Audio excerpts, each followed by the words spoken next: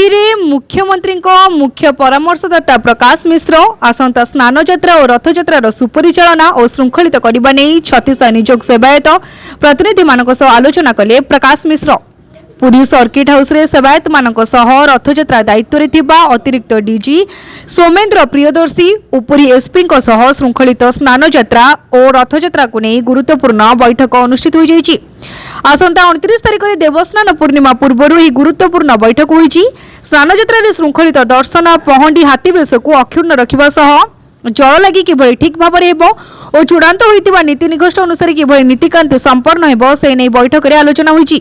विशेष करी हाथीबेश पर श्री विग्रह सम्मुखें जेभଳି केही रहिबे नहीं और भक्त माने किभଳି दुर्लभ गजानन बेश स्पष्ट भाव में दर्शन करेंगे से नहीं अधिक गुरुत्व दी जाइछि।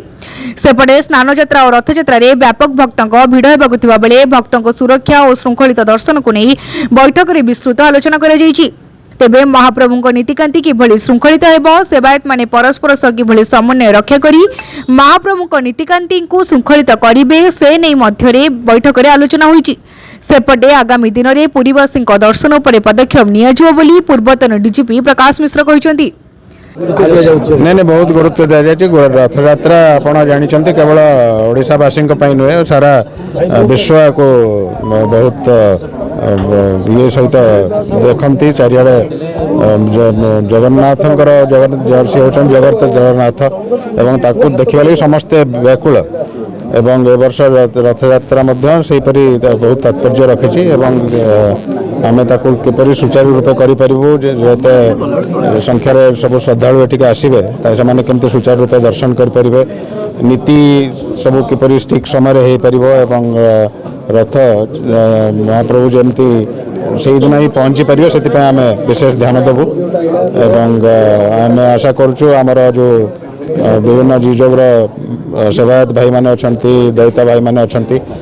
आम सहित संपूर्ण सहयोग करेंगे एवं जो जो नीति जहाँ असुविधा होची से विषय आम चर्चा कलु से ठीक समय पहुँची पारे मंदिर रे एवं माउसी मंदिर पाखे से विषय आम चिंता करूँ। ये वर्ष आप जानती प्रशासन सब दायित्व रोचे जमती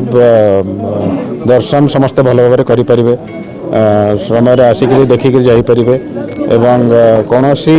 भक्त को कौन प्रकार असुविधा न हुए एवं से माने ठीक भाव में देखिक फेरी पारे से हूँ आमर मूल उद्देश्य। गोटे कहले रथ यात्रा करने लगे आमर सब उद्देश्य रही है ए वर्ष आम कर देखेबू। जय जगन्नाथ। आज 2026 रथ यात्रा उपलक्षे मुख्यमंत्री निर्देश क्रमे मुख्यमंत्री परामर्शदाता आमर प्रकाश मिश्र डीजी पूर्वतन डीजी साहब आसते डीजी साहब सौम्य प्रियदर्शी साहब